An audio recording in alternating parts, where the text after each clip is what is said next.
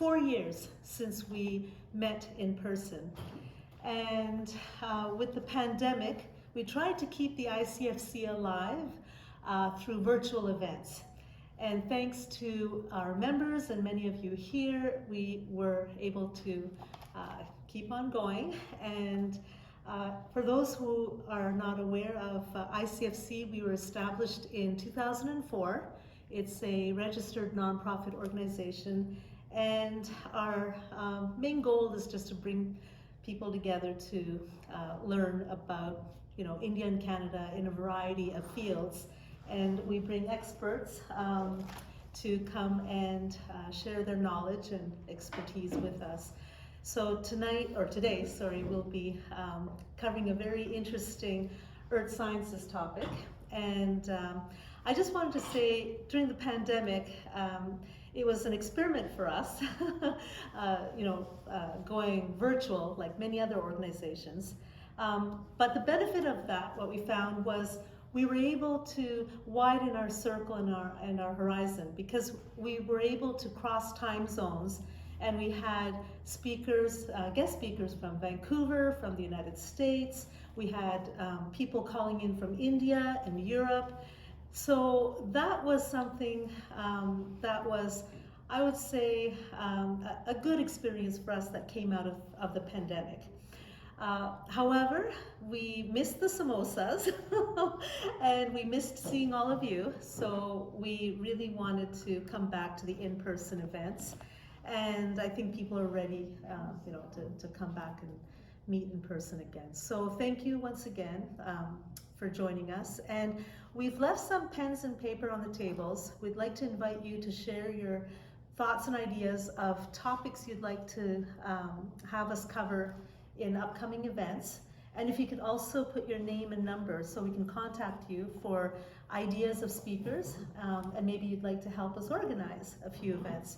So that would be wonderful if you could do that. And without any further ado, I'd quickly like to introduce our board members who are here with us.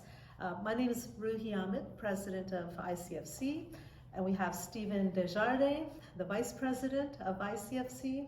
We have Anne Pollock, who is the Secretary of our board. And we have a Director of our board, Amitabha, yes, well. And we have Dr. Veena Rawat online from Washington. And are we missing anyone? Mali, he's not here today. So once again, for those of us here, we look forward to extending our bonds of friendship, and that's what the ICFC, the Friendship Circle, is all about. And we'd like to introduce to you our distinguished guest speakers today, Mr. James Ikkers and Dr. Vern Singhroy. They both have very distinguished bios, and if you haven't had a chance to read, I would like to say a few words of their background. And today they'll be talking about RadarSat for early warning monitoring of landslides affecting critical transportation corridors in the eastern Himalayas. So I happened to see the Himalayas a few years ago, just before the pandemic, and it's such a beautiful region of India.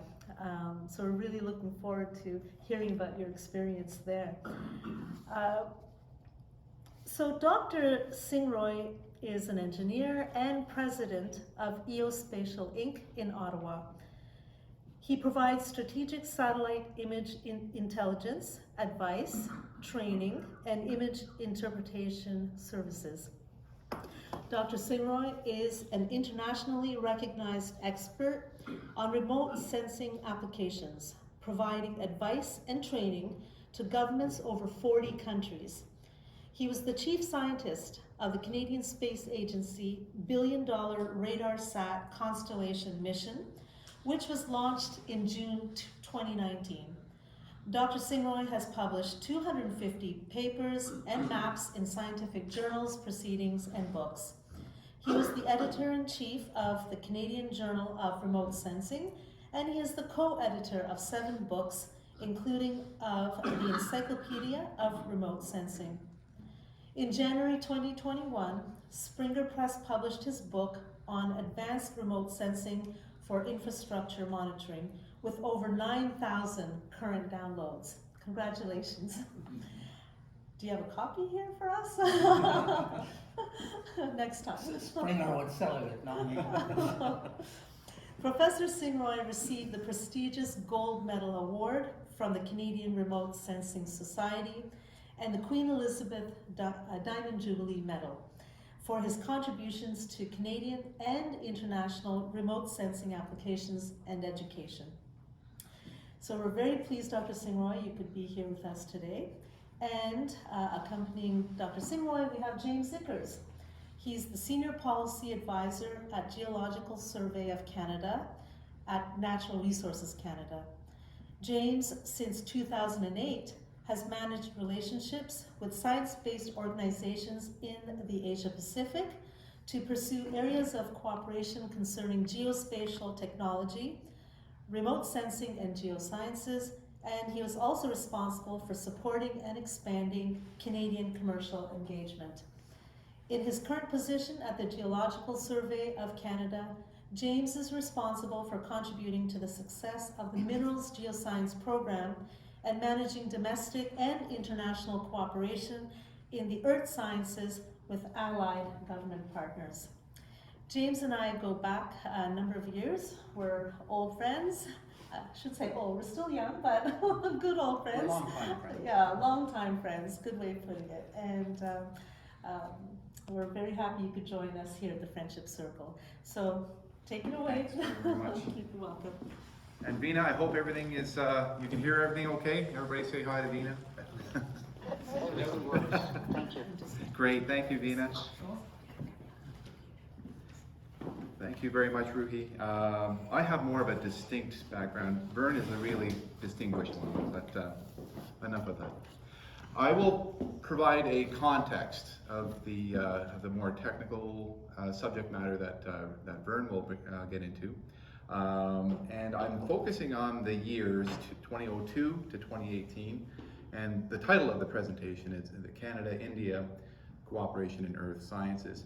Earth Sciences I chose because when I joined NRCan, Natural Resources Canada, when I joined NRCan in 2008, we were within the Earth Sciences sector of the department, and I was in what was then the International Cooperation Division.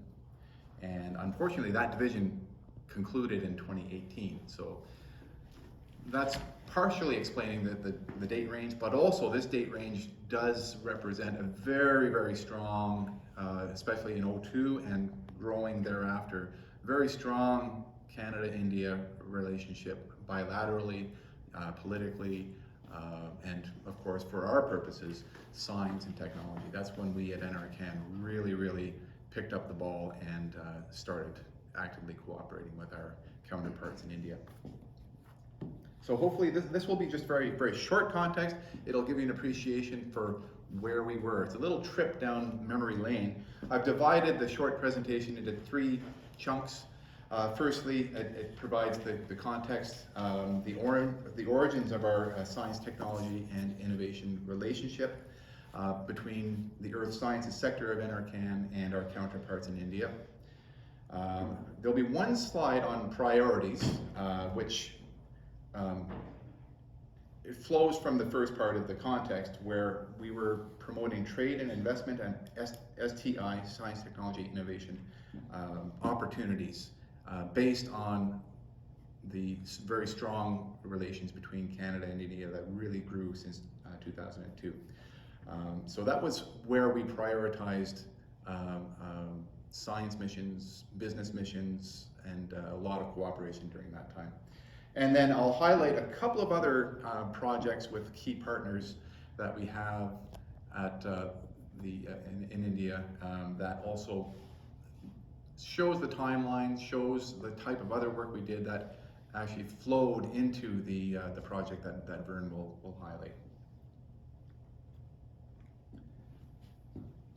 So in terms of the broad context, Natural Resources Canada, our activities from '02 were guided by the Canada-India relations, bilaterally, a long-standing relationship, of course, built upon the shared values, democracy, pluralism, and like I was pointing out, we really started an expansion in 2002, guided then by the Department of Foreign Affairs and International Trade. And through DFATE, they developed the global commerce strategy, of which India was a key element, based on strong and growing trade, new opportunities for science, technology, and education. So this was the mix that motivated the earth sciences sector of NRCan to begin science and also commercial missions to India beginning in 2002. I was going through quite a few old files. I've got access to all these files going back even prior to 2002. This particular screen grab right here is the first business development mission that was organized by the earth sciences sector of NRCan back then. So they covered everything from geospatial technology, geoscience,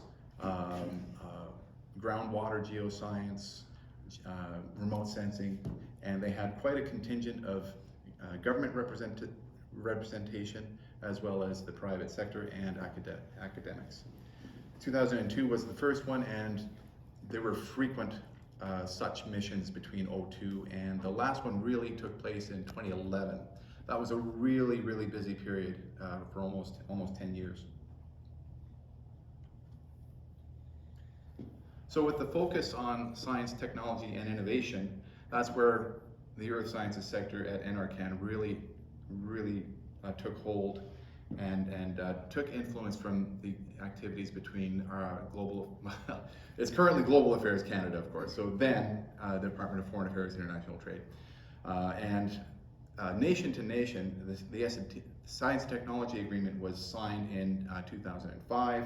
So all of these ingredients were really percolating and coming to fruition during this time.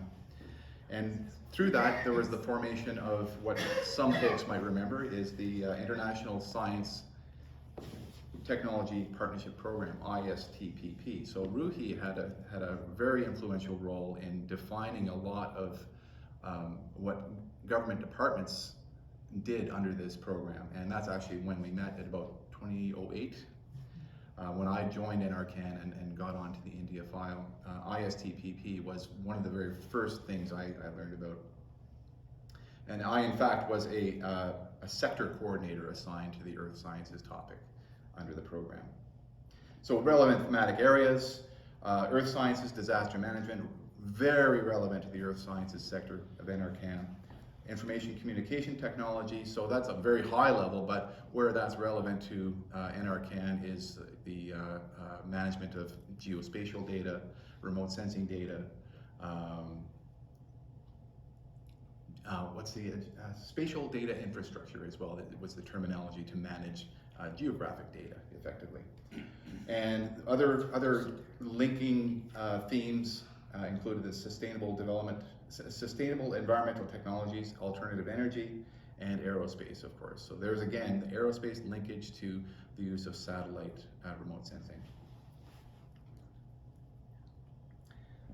So that sets the backdrop, and this is a picture of the important priorities of NRCan. This was about 2008, in fact. I took this from an old presentation that I did in that time.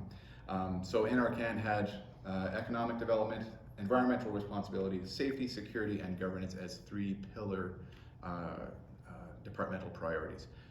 They're very similar these days. All you have to do is look up NRCan's departmental plan. Names change to the priorities, but they're very, very similar these days. But it was through this commonality with the defining themes that came from Department of Foreign Affairs, International Trade, that really motivated NRCan to enhance our cooperation with India. And in terms of the priority of promoting trade, investment, and STI opportunities, here's a couple of screenshots of outbound commercial and STI missions to India. This was 2009. There's me right there. Oh, nice. And same year, actually, we did there's me right there. So this was in Hyderabad, southern, in the south, and this one was in West Bengal. So we had a number of company and academic representatives join us on the margins of what was then called the Map World Forum. Throughout this time, prior to my joining in 2008, the Earth Sciences sector attended the Map India Forum that was held every year. I joined and attended the Map World Forum, and we brought along about 15 organizations. And so Map World Forum evolved to Geospatial World Forum, where my last experience leading a delegation of companies and academics was in 2011 at this event. On the right is a separate science workshop that we were concluding an environmental groundwater project, which I'll highlight. So the point being that our priority was mixed of science and promoting business interests between Canada and India. And we established quite a number of linkages. I can mention our linkages that we had with the Department of Science and Technology, for example. There's the government of Andhra Pradesh and others, all on the topic of either geological science or spatial, geospatial data, remote sensing. The Indian Space Agency, for example, we've made linkages with those. But what really percolated to the top as a priority partner was the Ministry of Mines. And under the Ministry of Mines is the Geological Survey of India. We signed a memorandum of understanding with I'll just call it the GSI, Geological Survey of India. We signed an MOU with them in 2003, and from there it sparked the various projects, of which I'll highlight two, and then Vern will take a more detailed look at a third project. So the governance of our relationship, this was a screenshot from a steering committee meeting in 2008. It was very well organized under our terms of reference. We would meet at least once a year in person in Canada and India. This particular meeting took place in Ottawa at our headquarters, where we would establish other letters of agreement, letters of intent, project agreements especially, annexes, implementing arrangements they're sometimes called, which would spark the actual science to science cooperation. And we focused on a lot of capacity building and incoming visiting scientists from the Geological Survey of India. So this is one of two projects that I'll highlight that became a success story for us. It was a scoping study on arsenic toxicity in West Bengal. So this was at the request of the GSI at the time, and they really wanted to understand the process responsible for why their villages in West Bengal are getting these seemingly natural occurrences of arsenic in their drinking water. It had quite deleterious effects on the human body, quite sad. So we had our experts from our groundwater geoscience program at the Geological Survey of Canada. They embarked on a 3-year data logging project where they would install all sorts of equipment and monitoring wells around the region. This is the setting of the village area in West Bengal. And they would take all the logging, groundwater information, the sediment flow information, and they analyzed the data over a 3-year period. And they did a lot of geographic information systems, GIS analysis, and flow modeling to put it into map form. This gives you another idea of this is our scientist, Alec Debara, interacting with the local people, taking the water samples from the data loggers. And this is the GIS representation of some of the work they have done around the region, indicating varying degrees of arsenic toxicity in the groundwater. The result of all of this, after the project concluded, was a publication on groundwater flow dynamics and arsenic source characterization in aquifer systems of West Bengal. So it resulted in a peer-reviewed publication, which you can find online. So that was 2014 that was released.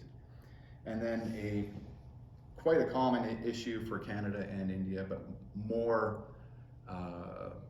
disastrous in India, is the issue of landslides.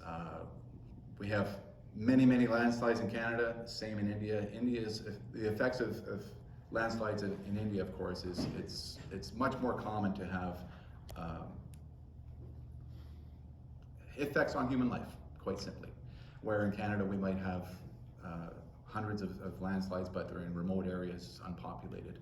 However, we both have the same science concerns, and we wanted to apply new techniques and technologies to monitor and mitigate landslides.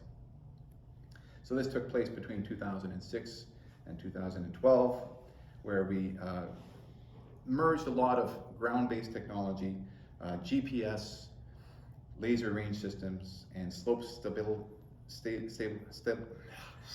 stabilization, thank you. Application of a Canadian technology to, on the ground, physically mitigate a slope.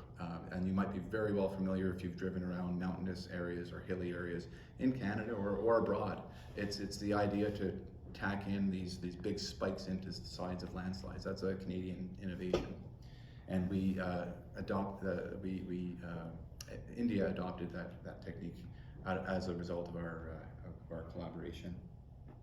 So there's a picture idea of a GPS station to monitor the stability of a slope.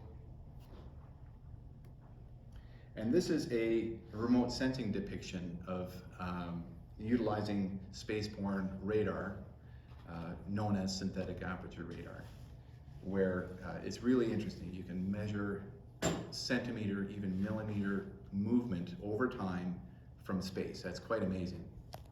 And so this was utilizing some radar sat technology.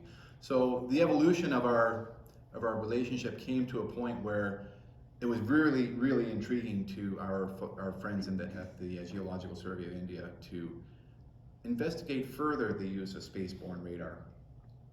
So and then the result of this project in 2012, one immediate result of it was the production of the Landslides Handbook, where our scientist Peter Bobrowski co-authored this handbook with a USGS colleague. So a lot of the work with the Geological Survey of India fed into this very early on.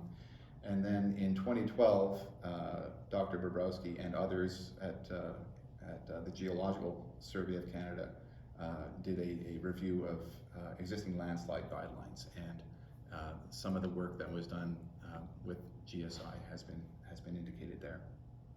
So this is a bit of a segue now to hand off the topic to Vern, and so that was about 2015, I think, well, actually, this project concluding around 2011-12, and then further discussions with the Ministry of Mines, GSI. One thing I didn't mention is our engagement. Like I was saying, we would meet once a year. We would meet on the margins of the Prospectors Developers Association of Canada in Toronto. We would always make it a priority to meet with our friends from GSI or the Ministry of Mines. They would quite frequently visit Ottawa. They had at one time a high power committee, they called it, for learning more about how various national geological surveys work. And they produced an internal report about that. That was about early 2010s.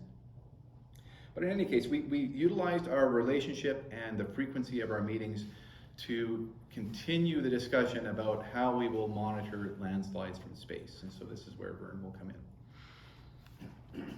Any questions? Is there much cooperation in terms of assessment effects between Canada and India? Is there a Cooperation in terms of seismic? Seismic, okay, between Canada and India. Well, they covered the use of seismic technology during the early landslides project, yes.